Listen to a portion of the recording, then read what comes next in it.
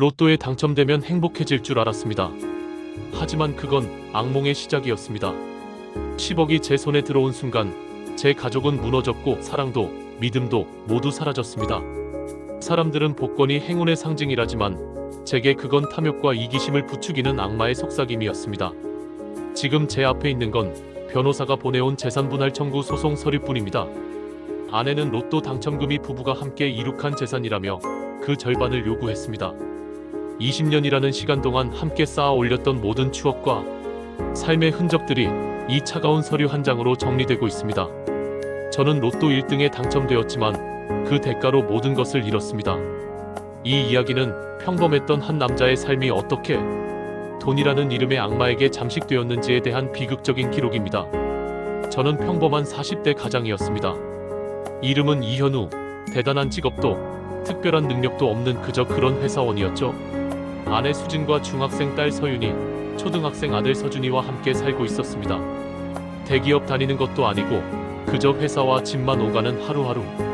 월급은 늘 빠듯했고 생활비와 아이들 학원비, 대출금 등을 내고 나면 통장은 늘 바닥을 보였습니다. 주말엔 대단한 여행은 꿈도 못 꾸고 동네 공원에 가서 돗자리를 깔고 앉아 아이들이 뛰어노는 모습을 보는 것이 전부였습니다. 하지만 저희 가족의 얼굴에는 늘 웃음이 많았습니다. 저희는 그 평범함 속에서 행복을 찾을 줄 아는 사람들이었습니다.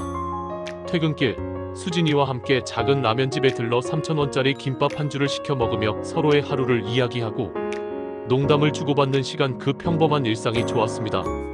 아이들의 학교 생활을 이야기하며 웃고 떠드는 저녁. 식탁의 풍경은 그 어떤 부자들의 삶보다 행복하다고 생각했습니다. 저희는 돈이 없었지만 사랑과 웃음은 넘쳐나는 가정이었습니다. 저는 그런 저의 삶을 사랑했습니다. 그 평범함 속에서 느껴지는 안정과 행복이 제 삶의 전부였습니다. 저는 몰랐습니다. 그 평범함이 얼마나 소중한 것이었는지를, 그리고 그 평범함이 돈 때문에 한순간에 산산조각 날 거라는 것을. 그날도 야근을 마치고 늦은 밤 집으로 돌아가는 길이었습니다. 몸은 천근만근 무거웠고 지친 발걸음을 겨우 옮기며 편의점에 들렀습니다. 따뜻한 캔커피 하나를 사서 계산대로 향하는데 포스기 옆에 놓인 로또 복권이 제 눈에 들어왔습니다. 평소엔 저런 게 당첨되겠어? 라며 지나치던 저였는데 그날은 이상하게 손이 갔습니다. 왠지 모르게 제게 행운이 찾아올 것 같은, 말로 설명할 수 없는 기분이 들었죠. 저는 습관적으로 자동 구매 버튼을 눌렀습니다. 5,000원. 제게는 적지 않은 돈이었지만 그날은 왠지 모르게 기분 좋은 예감이 들었습니다. 그리고 그 예감은 저의 인생을 송두리째 뒤바꾸는 서막이 되었습니다. 일주일 후 주말이 되었습니다. 저는 식탁에 앉아 TV를 켜고 로또 추첨 방송을 보고 있었습니다. 아이들은 거실에서 장난을 치고 있었고 수진이는 주방에서 설거지를 하고 있었죠. TV 속 진행자가 설레는 목소리로 숫자를 불렀습니다. 첫 번째 번호 12. 맞네. 무심코 구매했던 로또 복권을 들여다봤습니다. 두 번째 번호 23. 이것도? 심장이 쿵쾅거리기 시작했습니다.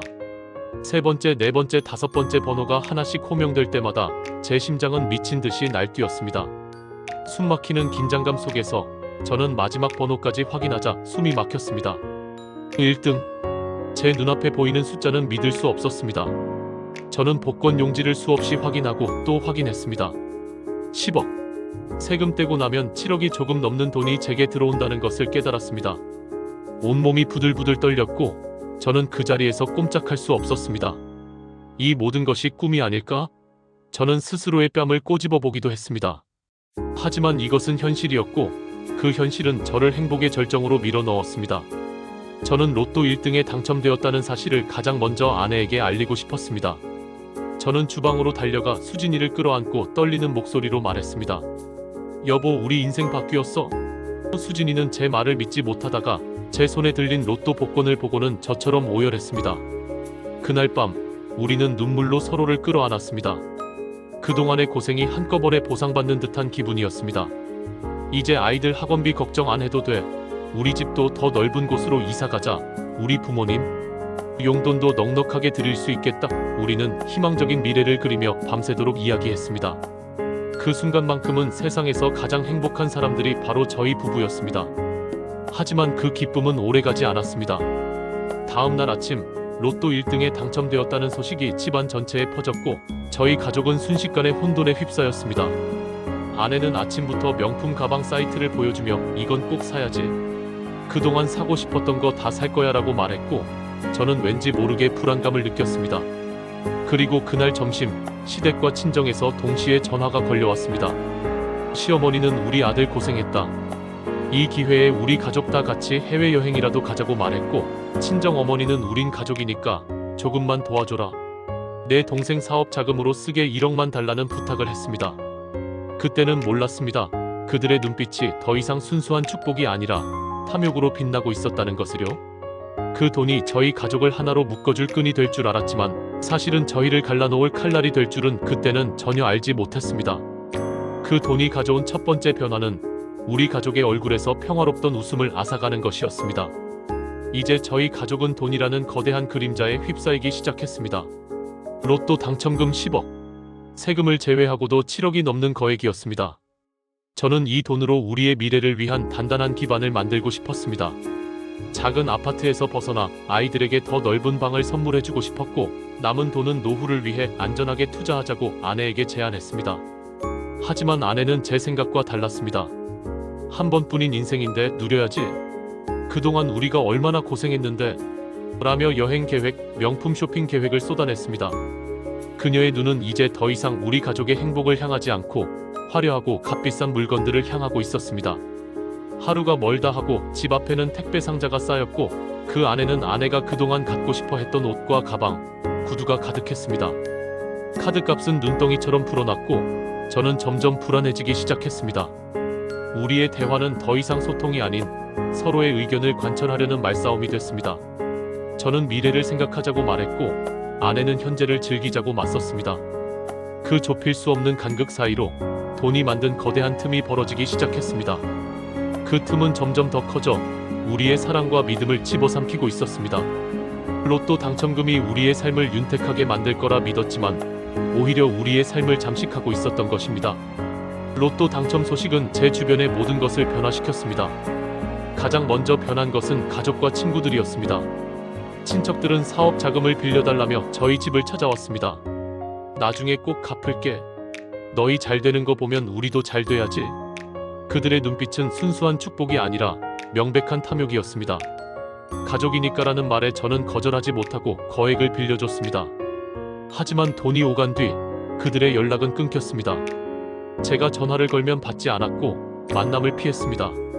그들의 나중에 꼭 갚을게라는 말은 빈말이었습니다. 저는 큰 실망감과 배신감을 느꼈습니다. 하지만 더 큰 상처는 가까운 친구에게서 받았습니다.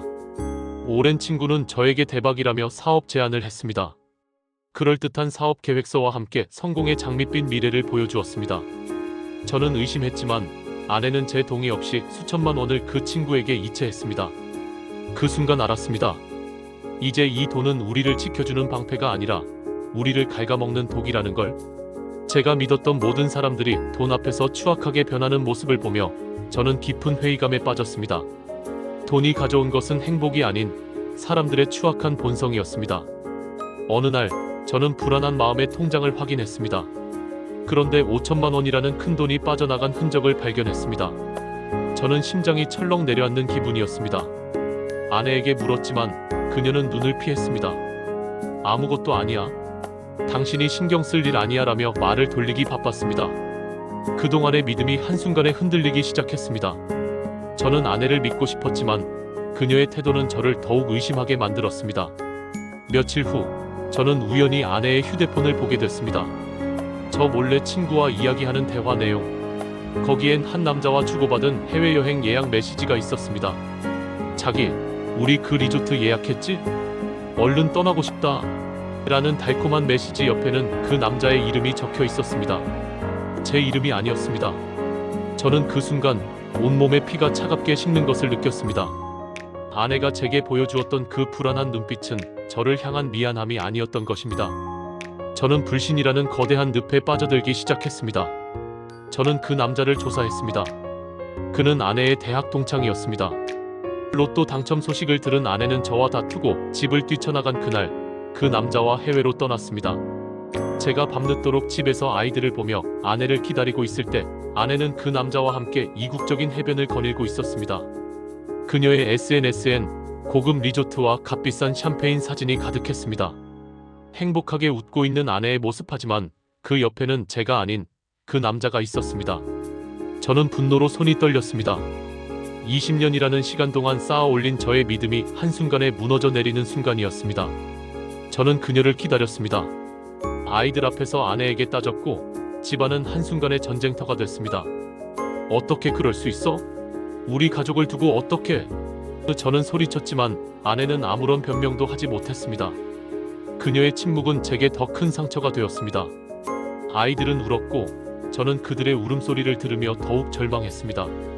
이 모든 비극이 돈 때문에 시작되었다는 것을 깨달았을 때 저는 너무나 비참했습니다. 아내는 울면서 말했습니다. 이 돈만 없었어도 우리는 행복했을 거야. 그녀의 말은 칼날이 되어 제 심장을 찔렀습니다.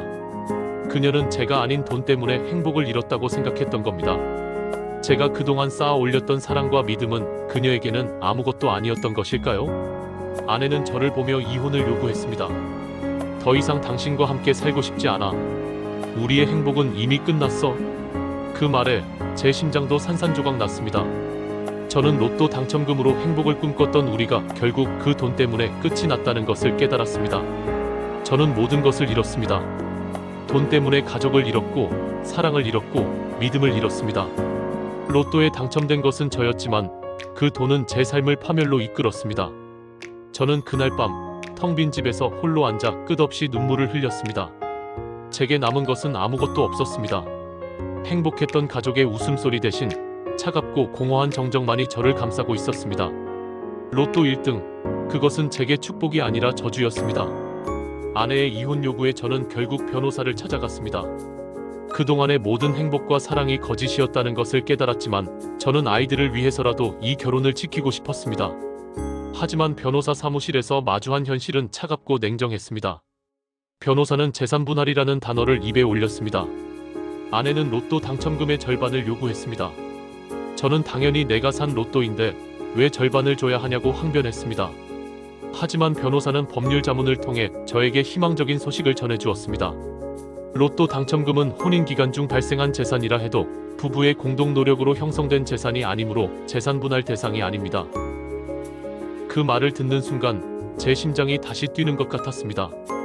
이 돈만이라도 지킬 수 있다면 이 지옥 같은 상황에서 벗어날 수 있을 거라고 생각했습니다. 하지만 아내는 포기하지 않았습니다. 그녀는 제가 모르는 사이에 모든 증거들을 모아두고 있었습니다. 당신이 나에게 썼던 돈, 우리 가족을 위해 썼던 돈, 그 모든 것이 로또 당첨금에서 나온 것이니 그 돈은 이미 우리 공동의 재산이 되었다고 주장했습니다. 아내는 저를 돈만 밝히는 사람으로 몰아세우며 당신은 돈을 지키려 했지만 나는 우리의 행복을 지키려 했다고 주장했습니다. 로또 당첨금과 그동안 제가 벌어온 모든 재산이 절반으로 나뉘는 과정을 보며 저는 20년이라는 시간 동안 쌓아 올린 저의 삶이 한순간에 무너져 내리는 것을 느꼈습니다. 남은 건 빚과 허무뿐이었습니다.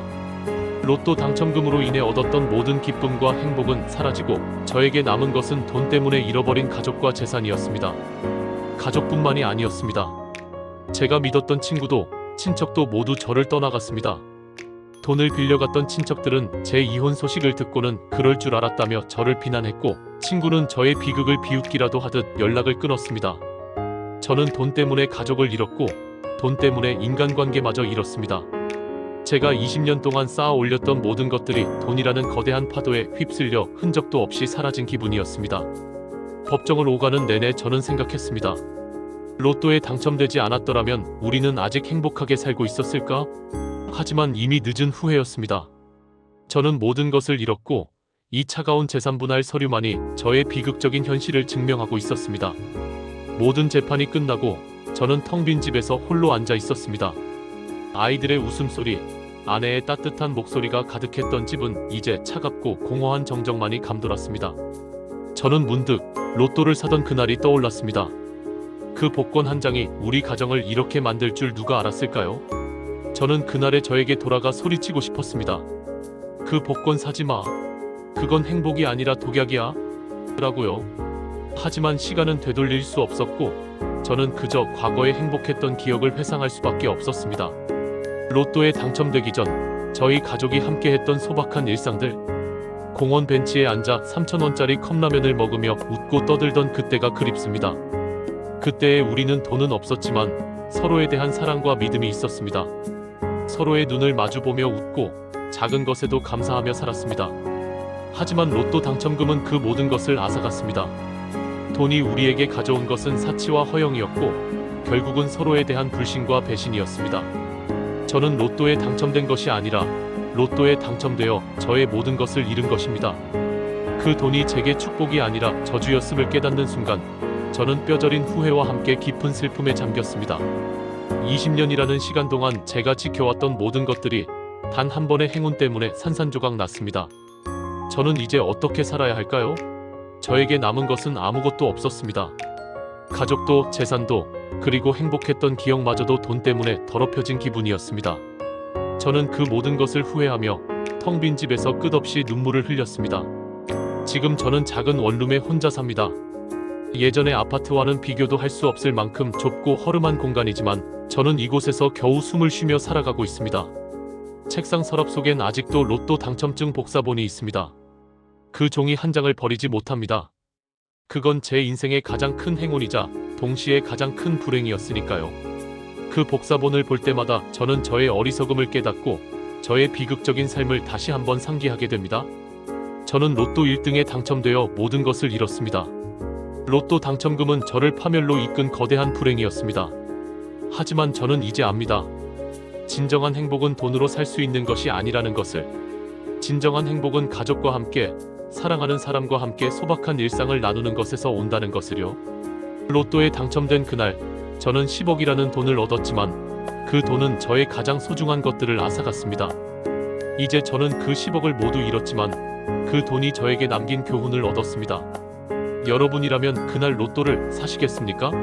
여러분에게 10억이라는 돈이 생긴다면 여러분의 가족은 과연 행복해질 수 있을까요?